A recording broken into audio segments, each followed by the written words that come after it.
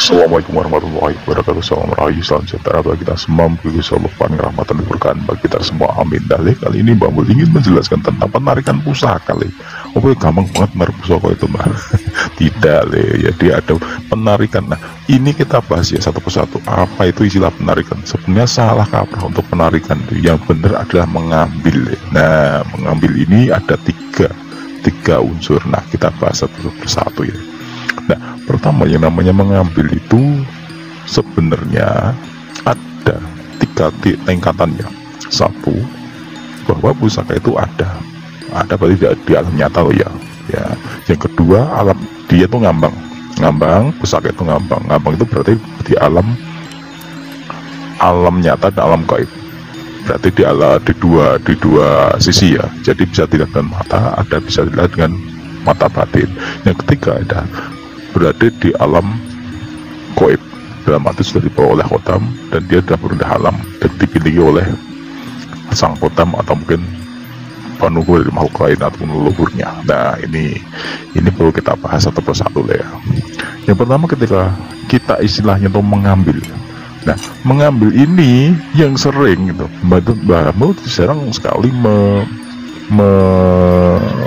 menyarankan untuk mengambil dari alam gaib ya, karena itu resikonya gede dan tingkat ilmunya harus tinggi. Makanya Mbak sering mengambil itu ya yang sudah ada. Kalau kita itu ngambang dalam arti dia berada di dua alam. Nah pertama kita bahas dulu yang di alam nyata ya. Biasanya yang di alam nyata ini adalah pusaka yang ya mungkin ya dalam arti memang ada khotam atau penghuni, tetapi biasanya ini adalah pusaka tinggalan yang dia dalam hari ini tidak begitu berarti, tetapi ini berarti dalam hal ini memiliki nilai bagi orang yang di lingkungan itu. Contohnya adalah benda warisan. Nah dulu kan Mbah menarik kunci ya, kunci itu karena memang udah ada di situ itu. Nah ini contohnya seperti itu. Dan juga banyak temuan ya, benda yang sudah lelah kok ketemu nyembul di dalam tanah, ngambil kayak gini nih. Nah ini contohnya. Terus pusaka yang memang berada di alam nyata tetapi dia tuh ngambang loh. Maksudnya ngambang itu gimana Mbak? Ngambang itu dia berada di dunia nyata tapi ada yang menutupi le. Nah ini yang masalah di situ itu. Seringkali orang itu melihat dengan mata kepala loh kok kayak ono, tetapi disambangi tuh ke arah ono. Nah ini biasanya dengan ngambang. Hanya orang-orang yang dilalah di paring pulung atau mungkin adalah batin atau bekasi dek akan kelihatan deh. Dan itu biasanya bisa diambil oleh orang awam bisa lah. Makanya pada tingkat-tingkat ilmuwan tertentu wah tanpa harus mengambil dalam hal kita belajar ilmu yang sampai tingkat spiritual tinggi itu bisa mengambilnya karena posisinya sudah berada di dunia nyata. Nah ini tinggal kita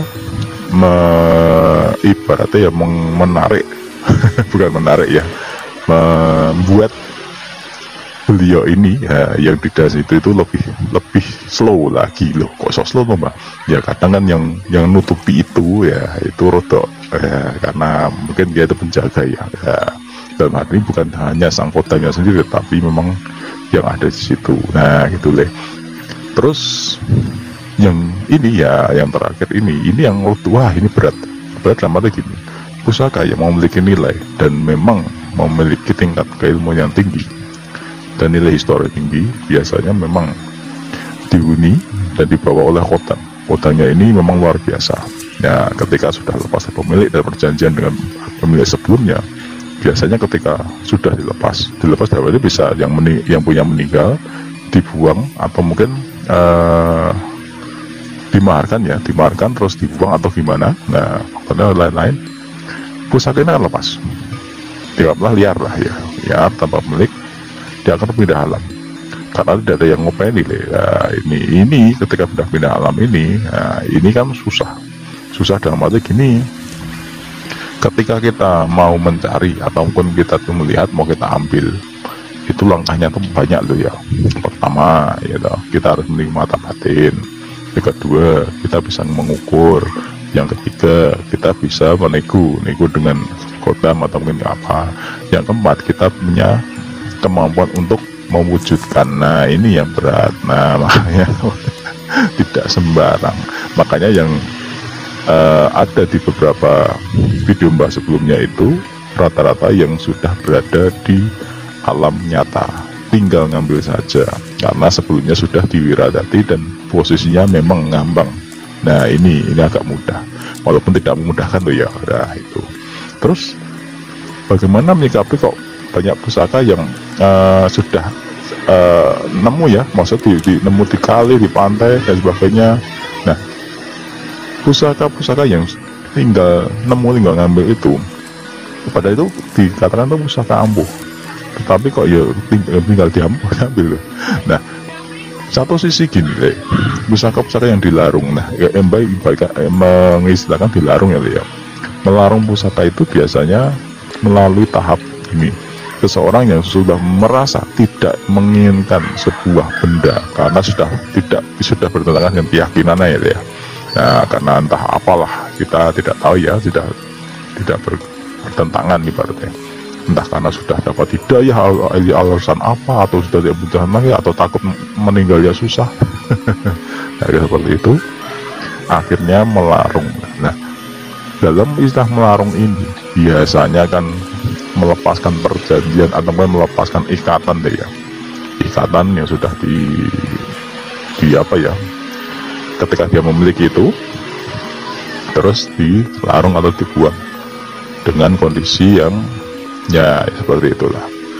Ketika dilepas itu ada kondisi yang ibaratnya pusaka itu ngambang, jadi masih ada wujudnya, dibuang ke laut ataupun dibuang ke sungai yang mengalir ya, ada wujudnya.